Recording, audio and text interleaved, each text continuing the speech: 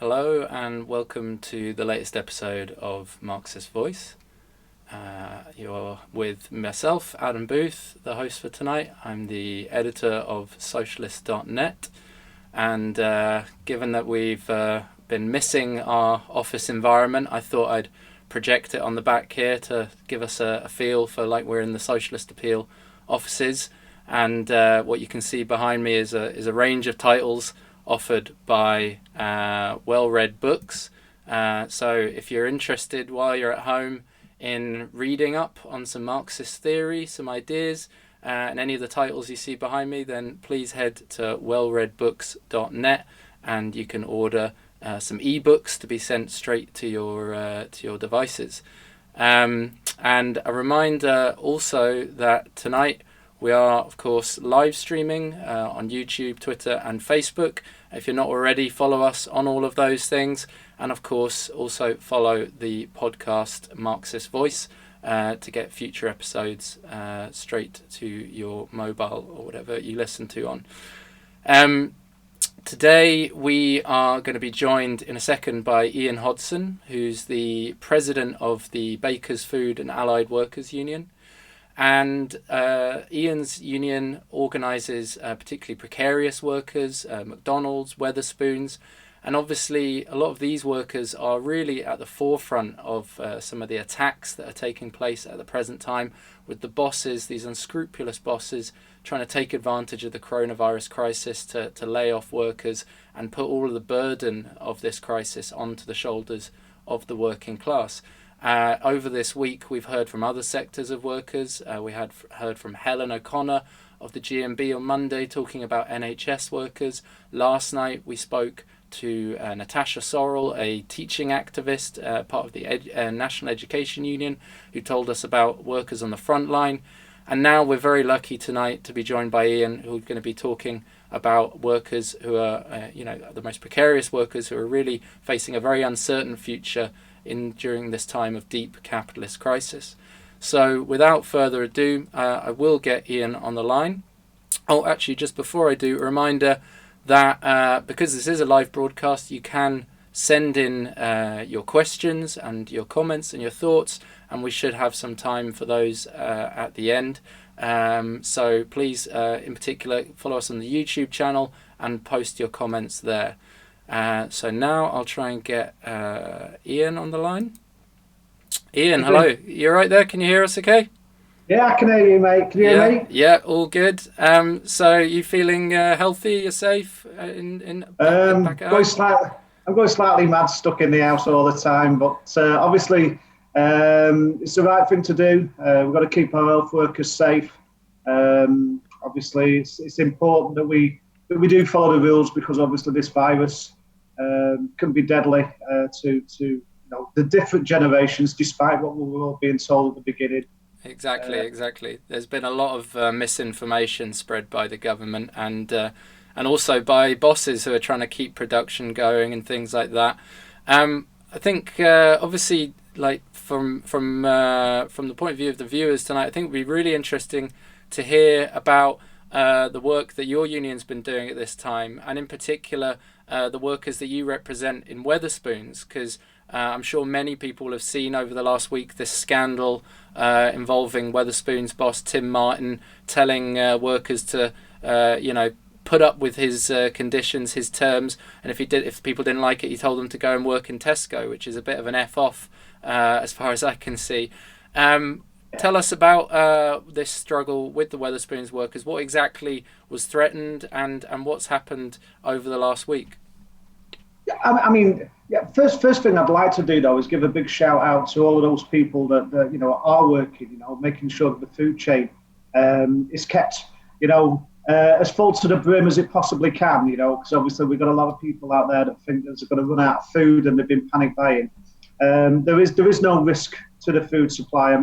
Our members are working additional hours to try and keep up with the demands that people have, and obviously I send out, our thanks to the work that those people are doing. And like you say, it really, really is unfortunate that unfortunately some employers haven't got the loyalty and commitment and dedication that those workers have got. And this week we have witnessed, unfortunately, the decision by Tim Martin to send a video to his workforce where he appeared drunk with a cup in his hand and basically, telling them, thanks for everything you've done for me. I've made me millions. I really don't want to take responsibility. So go off and work for Tesco rather than, me have to really make a claim on the government to subsidise any loss of your pay. I mean, it was really despicable of him. This man makes an awful lot of money from those pubs, and yet he thought it was okay of him to actually suggest that he wouldn't pay his workers until the government put the funds into his bank, which would have left a lot of low-paid workers who really live from paycheck to paycheck at the mercy of landlords. It would have meant probably, many of them facing eviction. I know there's been an update on the position in relation to not being able to pay your rent. But on Monday, that information wasn't available, and there was an awful lot of worried people that work for Wetherspoons. He employs 40,000 people. There's 40,000 people not going to receive any pay for up to 4 to 5 weeks. And it could have been longer if the government's scheme is delayed. So what happened after that? So, from what I saw, and we've actually got an article on socialist.net about this, and we saw that there was a big backlash as far as you could see on Twitter in particular, and I know the Bakers Union, your union, got involved, and we've got there's a video if anyone wants to see it of the drunken rant by Tim Martin, just showing that to the viewers, and then here the letter that yourselves, the Bakers Union, sent to Spoons, to the bosses, demanding the proper pay. So what exactly happened? How did this fight back occur, and what was the result? Obviously, we've got some very, very good activists in Wetherspoons and very well organised people indeed. Despite what people may believe about people in the hospitality sector, these are very, very intelligent people, and what they did was they came together and they campaigned together, which obviously was very, very effective. They spoke with our organisers and jointly put this campaign together across social media, obviously using our links through politicians, which obviously we were very grateful for their support. Obviously in the media, based on the stuff that we've been doing around McStrive, we've become quite effective at media, and that enabled us to get their message and amplify their voices, which encouraged many, many people to get involved. And I think, we're very, very grateful for the support that all of the people have given us, and to make sure that those workers actually, received what they're basically entitled to from the government. But of course, we aren't stopping at just getting the government funding. We're demanding, that these workers get 100% pay. They've made this a very profitable business. It's a very successful British business. The reality is it's probably one of the biggest successes in Britain in recent years. If anybody, has the ability to pay, he certainly does, and we are not going to stop. We're probably going to constantly turn around like Boris used, get Brexit done. We want 100% done for these workers. It's the right thing to do. Definitely. And you're seeing, as you said, it's not just Tim Martin, but bosses across the board trying to get away with all of these scandalous kind of actions, trying to keep production going in unessential businesses, trying to keep construction sites going. And obviously yourselves, as the Bakers and Food Workers Union, you must be, as you said at the beginning, paying tribute to all these people in the food industry who are working flat out to try and keep supply chains going. And meanwhile, you've got the bosses actually in these big businesses, Tesco's and the supermarkets and so forth, obviously pushing up prices, trying to profiteer off these shortages, of the scarcity. But what What are you seeing amongst your members in those kind of industries in terms of the conditions they're facing? People on the shop floors, in the factories where the food's being made, are they being protected? Are they being treated fairly? Like what's the conditions like there as well?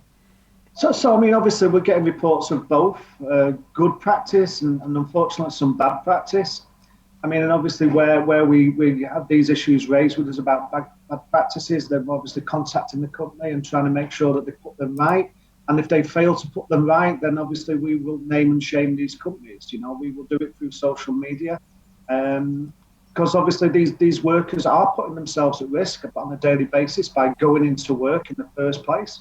They're putting their families at risk, you know, but it's all in the interest of making sure that, you know, the food chain is kept supplied, you know, and the reality is these employers have a duty towards their workforce. These loyal workers who have committed themselves, you know, to go in there and do a decent job, you know, have the right to expect when they go into a workplace that they will be treated with the dignity and respect that they deserve. So, you know, where employers are failing, you know, we are contacting them. Where it's not put right immediately, then we will go online. We will make it, you know, the people like Rachel Reeves, for example, aware, who's been very supportive, certainly of the Wetherspoons stuff, by bringing Tim Martin in front of them. We're working with different media outlets to actually put lists and compile lists of employers that have failed to stand by workers during this crisis. You know, I mean, a lot of them donated to the Tory party, and the Tory party actually told them and instructed them, stand by your workers. And yet, most of them, unfortunately, many of them are failing. I won't say most of them, because it's not most of them. It's just a large minority that is. Yeah, definitely. And I guess this is quite a difficult period then for unions, because obviously, you know, we're all in self-isolation. We're forced to have this social distancing. What kind of tactics do you think unions can be deploying? What kind of campaigns are you running, and what strategy have you got for trying to organise workers in this difficult period? So one of the things that actually we would say this is it is an opportunity to organise workers. I think workers are now realising, you know, for all of the, you know, the baloney about how they're looked after by their employer. Unfortunately, too many of them are now finding out that actually not. And the moment a crisis hits, they're discarded and they're treated appallingly. And I think many of them are realising actually that their best ways to protect themselves is to organise themselves. So I actually do think, you know, that workers themselves are realising that they've been misled. So you do know, you think?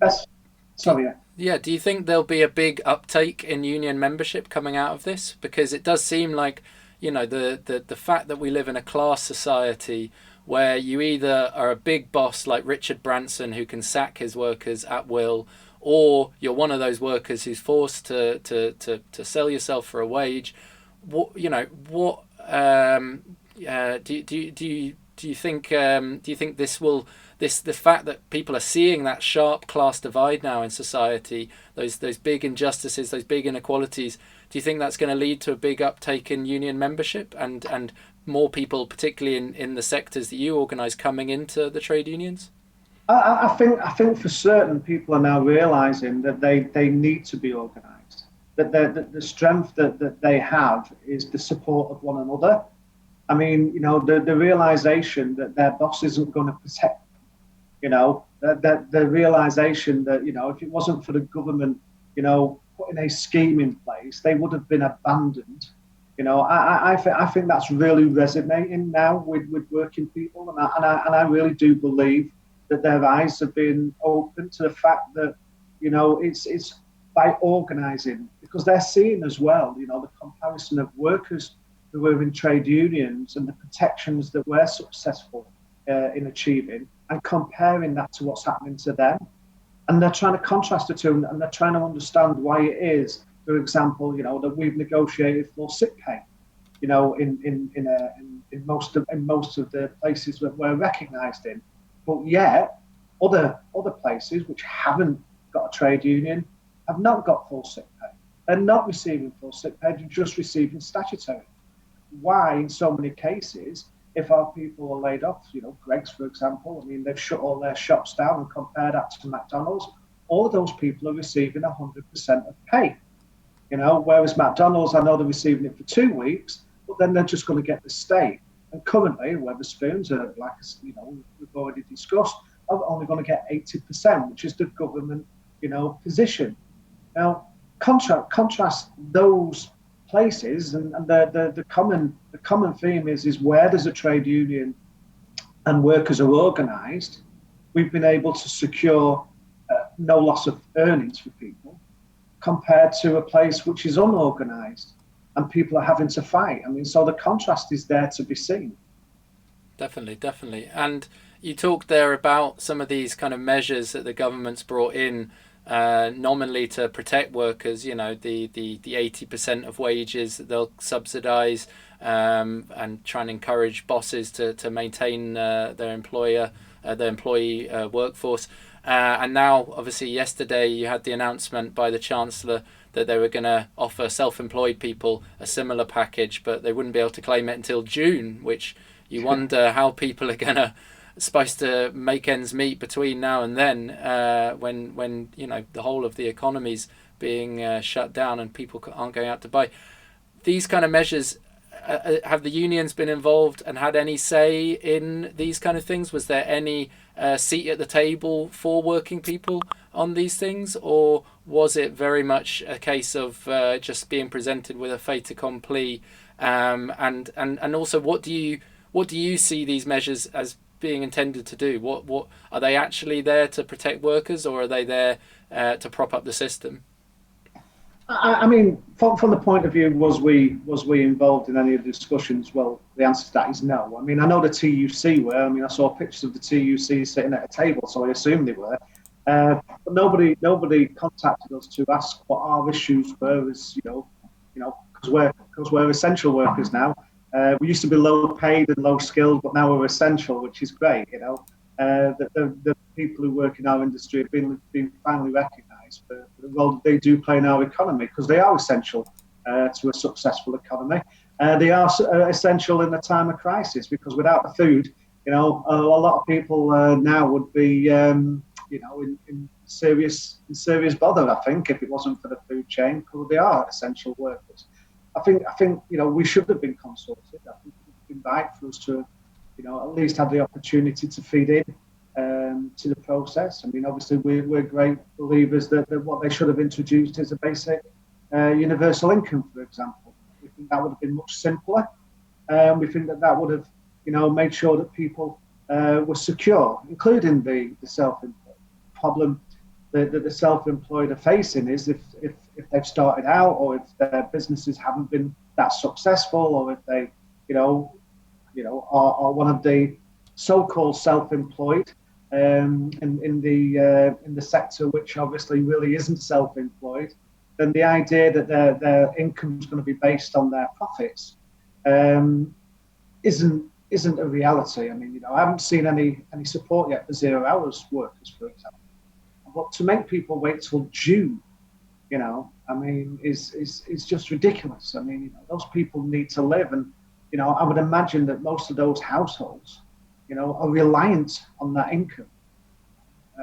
And you're right, like there's a lot of bogus self-employment, isn't there? A lot of people now in the gig economy. I know that your union and others have campaigned against, companies like Uber, who try and class their workers as being self-employed, when obviously they are workers and without the rights, And then on construction sites, you often have people being classed as self-employed when they should be workers.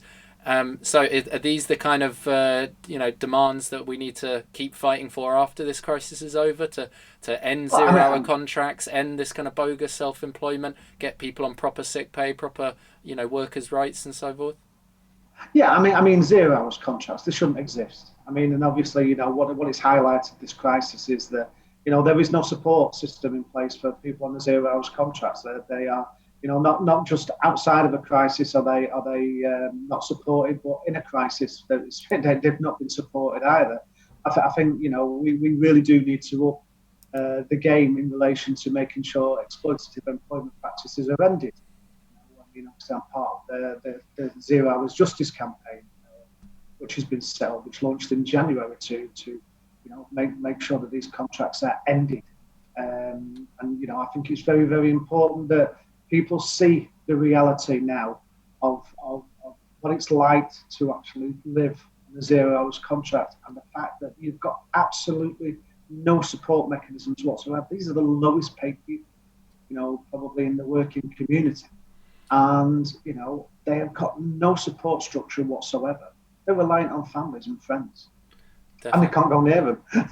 Definitely, yeah. I mean, there's going to be a lot of awakening, I think, in terms of people just realising how many people are, on these precarious contracts and in these precarious conditions. And, it's what strikes me is that, for a long time, the Tories have been boasting about record low unemployment figures, which have all been massaged numbers that they've managed to achieve by precisely these measures, by having everyone on 0 hour contracts, by not giving people proper hours, by having people classed as self-employed when they should be in work.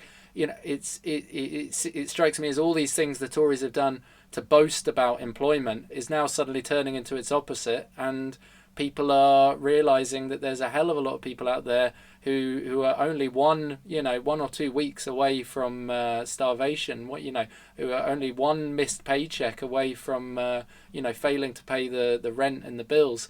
And yeah, it seems like we need a big a fight on our hands after this to get genuine employment, genuine full employment. But just going back to that question earlier, then, what do you think the Tories are trying to achieve then with these measures? Do you think they've got workers' interests at heart with these kind of announcements, or is it basically just trying to keep the system going and on behalf of the bosses? I believe that they've been forced into a lot of the decisions that they've made. I believe they've been shamed into it. I don't believe really they were really convinced that was the way to go, but I think they've had no option but to adopt these measures. But they've still tried the best they can to make sure that it's in the hands of the people that they would see as their natural bedfellows. It's the bosses that make the decisions on whether or not someone gets the payment from the scheme that they've set up. It's the banks that control the loans. The reality is it's all based on loans. It's not actually based on putting, real, money into the economy in the way that I view it. Whereas a universal basic income, for example, would have given those people, the opportunity to have a basic wage. And I think the reason why they won't introduce it is because once people have seen it and they've experienced it, they won't want to let it go. And I think that's the reason why they wouldn't allow it to happen. So I guess there's this idea that appetite comes with eating for ordinary people, doesn't it? In the sense that if they give with one hand today, people will be asking for a lot more, rightly be asking for a lot more in terms of, if, like you say, if they can bail out the big businesses now, why can't they also invest in climate change? Why can't they give people proper sick pay, proper hours? Why can't they invest in the NHS? All of these sorts of things. But I guess you've raised an interesting question there as well, which is a very important question, which is what's going to happen, when this initial kind of wave of the pandemic is over. Like you say, all of this is being done with borrowed money, basically borrowed from the capitalists, presumably, in terms of the government selling its bonds in order to fund all of these measures. And you can't help but think that what they give with one hand today, they're going to try and take back with the other in the form of austerity tomorrow. So do you see there being quite an immense struggle afterwards to try and maintain decent standards of living, decent working conditions, decent public services? I like the analogy that this is a war. And the reason why I like the idea that this is a war is because, I think back to the last time, Britain was devastated by a war and what came out of it.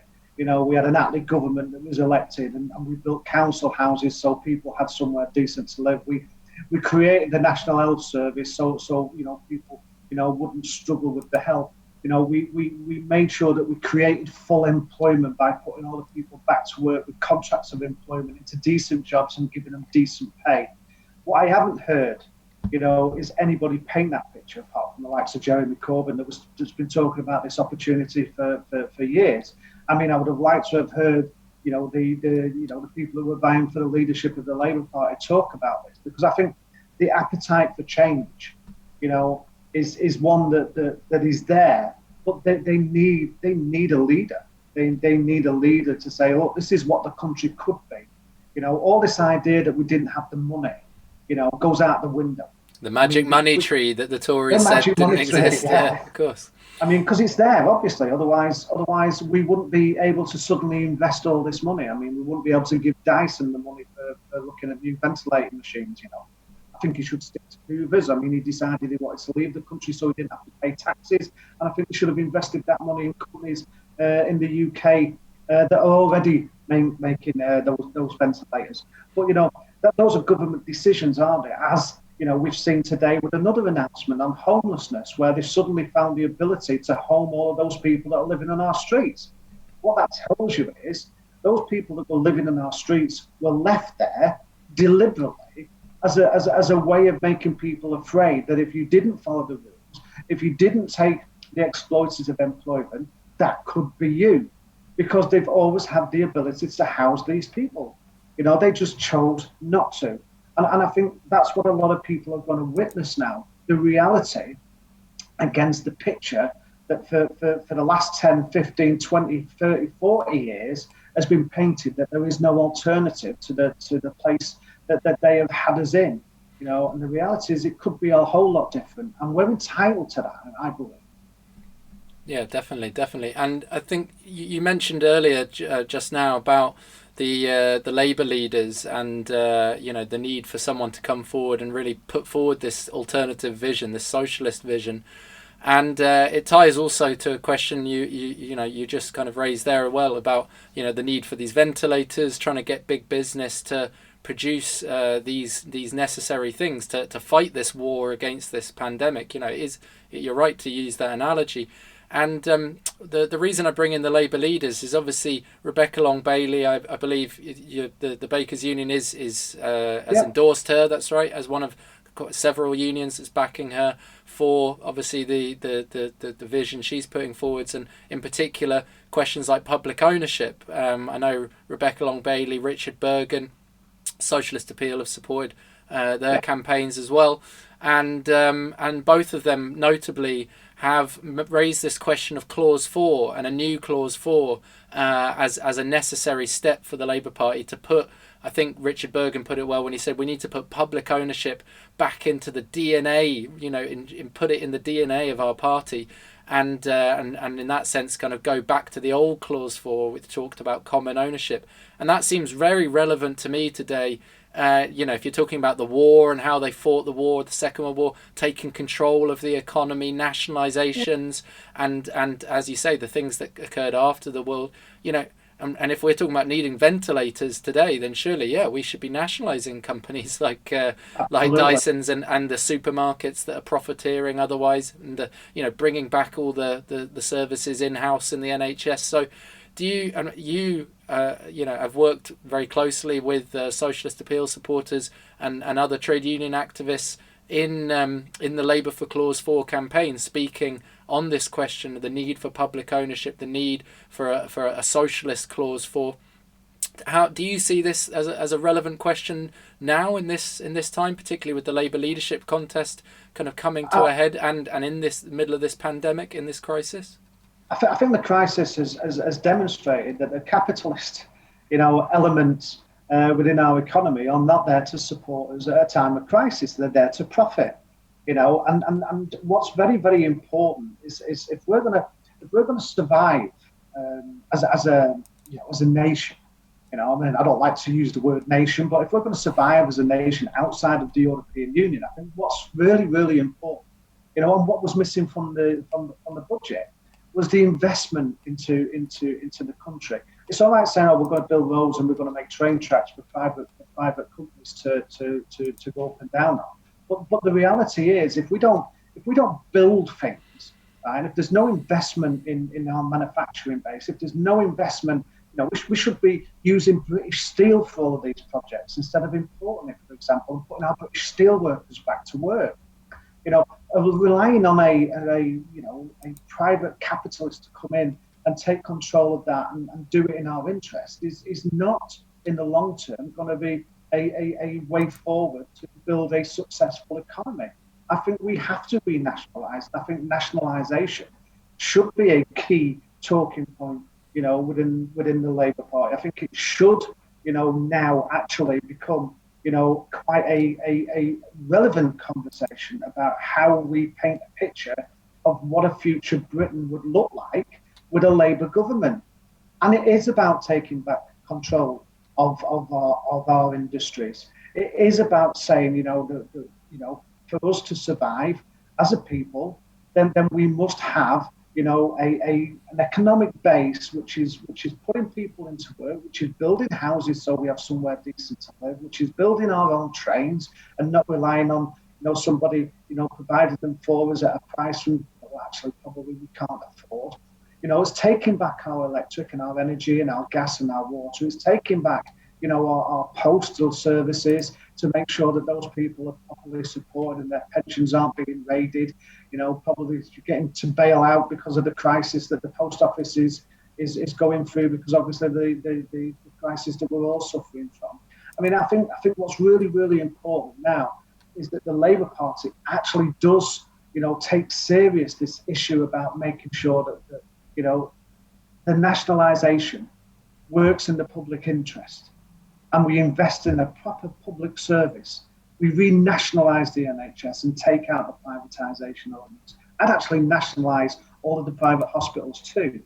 Because of this crisis, they shouldn't be charging us the amount they're charging us for a bed. £2 million a day, I think they're spending on it. £2 million a day. We should be putting £2 million. They should be donating that. They should be donating that to the good of the country. Definitely. And then you've also got obviously the scandals of, they're going to bail out the airline industries, they're going to bail out all the rail franchise companies, and we should take them all back. Exactly. I'd do what the capitalists do. The capitalists wait for you to go bust, and then they come in and buy it cheap. I'd just say, we're taking it back off you, no compensation. Definitely. Now, definitely. Why should we bail them out? Where are the banks, by the way? Where are the banks bailing us out like we bailed them out in 2008? Why haven't the banks come to our rescue? Why have the banks not said what we're going to do is we're going to put all this money into the economy to make sure everybody's secure because you did it for us? There's none of that, isn't there? We should have nationalised them as well. Definitely. It seems to be, all of these nationalisations by the capitalists, it's always nationalising the debts, privatising the profits. So it is indeed, yeah, it is indeed. But just before we end, we've got a few questions come in from people watching at home. We've got Aaron in London, who asks, what are the core demands that the workers in the food industry are putting forward at this current time?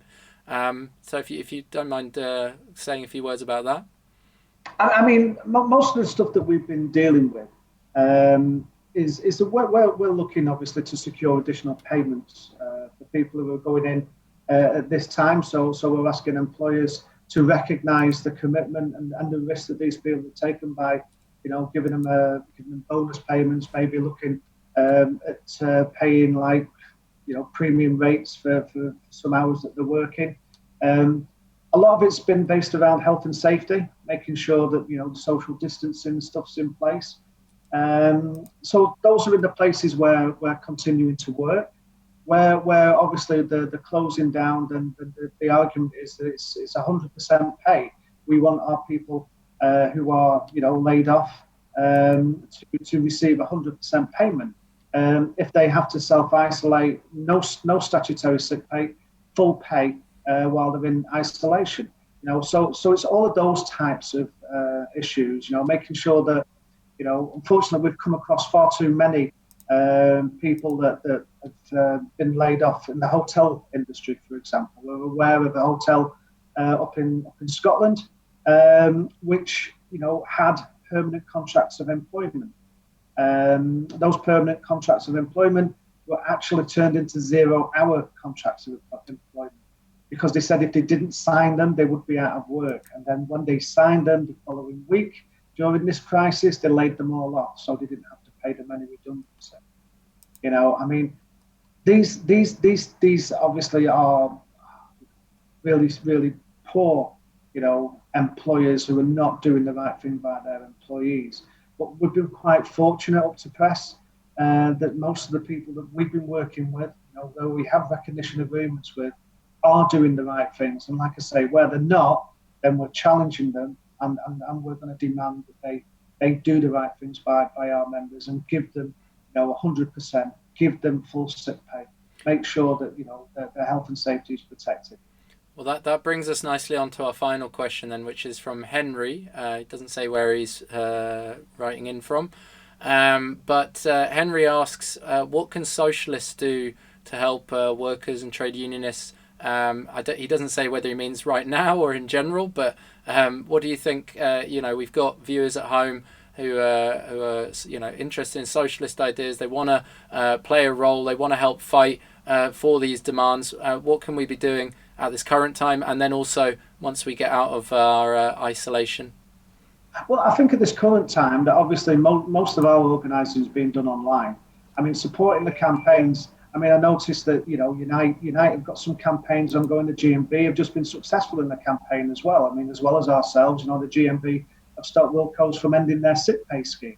You know, I think joining the trade union campaigns, echoing the messages, because it really does put pressure on companies. They don't like, you know, the naming and shaming element. They don't like their brand being damaged in any way, shape or form. So making sure that we amplify the messages that the trade unions are trying to get out there in relation to stopping an employer acting in an inappropriate way towards its workforce, I think is a good, you know, way that we can currently, you know, make sure that we continue to get our message across about the strength of us working together collectively to help one another. I mean, but going forward, then obviously it is about making sure that we don't give up, that we don't believe that we can't achieve anything together, that people aren't interested in what we have to say. I mean, I hear, you know, sometimes a lot of things about, you know, the 2019 and, you know, what a terrible disaster was, the worst Labour, you know, election since 1935. But what people miss is more than 10 million people voted for socialist policies. That's 10 million people in this country that believe that the right approach was the change of society that we all believe in. You know, so we're not on our own. You know, we're not in isolation. There's more than 10 million of us. That's 10 million people to keep passing our message on. So I think once this is over, is recognizing that our strength comes from our collectiveness. Our ability to change the system comes from us working collectively together. The trade unions, the organisations, the community organisations, the political groupings, recognising our key is to drive forward with the agenda for change that makes all of our lives better. I think we shouldn't give up on that, and you know, don't you know, believe that just because we didn't win an election that meant that our message was wrong. Our message is right. It's always been right, and we've always demonstrated after a crisis, it's the power of the people that changes our society, and this one should be no different. We just have to have the confidence and the belief in that, and we will achieve it, as we always do. Thank you, Ian. That's a very inspiring message, I think, to end on for tonight. I just want to say thanks again for joining us and for, you know, giving us all this insight into what's going on amongst you know, the workers on the front line, amongst your trade union members. It's been very inspiring stuff, and yeah, I'm sure we'll see each other on the picket lines and at the demonstrations and on the protests that will inevitably be taking place in the wake of all of this fighting for all those things that you've just been talking about. So thank you again for joining us. Stay safe and healthy. And solidarity. See you soon. Solidarity to you all. Thank you very much. Okay, thank you very much again for Ian for joining us tonight. This has been Marxist Voice, the socialist appeal YouTube and podcast channel. Again, a reminder, if you are not already, please follow us on all of our social media. And most importantly, as I keep saying, as I keep forgetting how to point to, please check out the website socialist.net and help support us. Support us in the struggle for the socialist ideas that Ian was just talking about, in the struggle for a socialist future, a socialist alternative to this Tory capitalist barbarism. Please join us. Please donate to Socialist Appeal, and please subscribe to our online publications in order to help us carry on producing this analysis, supporting the work that we do, so that we can keep fighting for socialist ideas. And thank you very much for joining us again. Tune in next week for more interviews, more analysis, and until then, stay safe and healthy. See you next time.